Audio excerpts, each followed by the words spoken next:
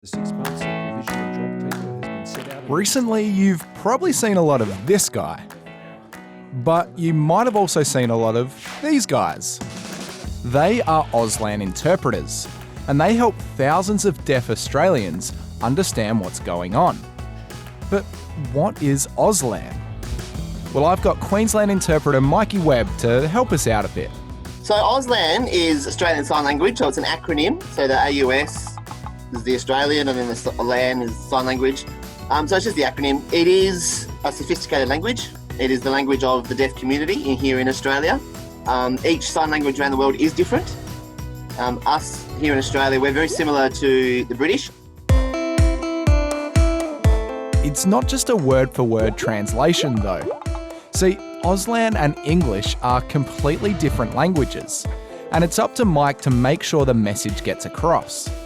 Well, I think the common misconception is that that Auslan is basically just English on the hands, and it's actually really not the case. There is no written form of Auslan. You can't sort of write in sign. 90% of the community have grown up with signing as their first language. English is their second language. And it's more than just signing what's going on. Mike also has to make sure people understand the emotion. Because deaf people can't hear the tone of the message that's being portrayed, they rely on a facial expression. So I think the best example I could give is if I was smiling away saying, there was a plane crash in Australia and 20 people died. Everyone would look at that and go, what? So the more facial expression, the more emotion you put into it to understand what the speaker is saying, the deaf people then get that equal message.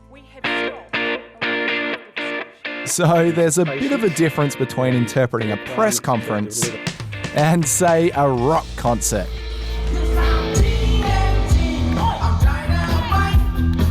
That deaf audience that are there because they might be massive AC/DC fans. They might want to go with their neighbours or their cousins, whatever it might be. It's a family, it's a social event. So they've come along knowing there's going to be an AC/DC thing. And if I'm sitting up there like I look at a press conference, very dull and very boring, that's not AC/DC, that's not rocking it out. So they're not getting that equality that everybody else is getting. Auslan interpreters are being seen on our screens a lot more. And kids in some schools are even learning Auslan as a second language. How old are you? Mike says everyone should have access to the same message, no matter how it's delivered. Personally, I think deaf people should get access to all forms of media and all that information on a daily basis, not just when there's an emergency. So to have an interpreter there to get the message across, to make sure that everyone is really understanding the seriousness now, especially with COVID-19, it's so important. I miss you.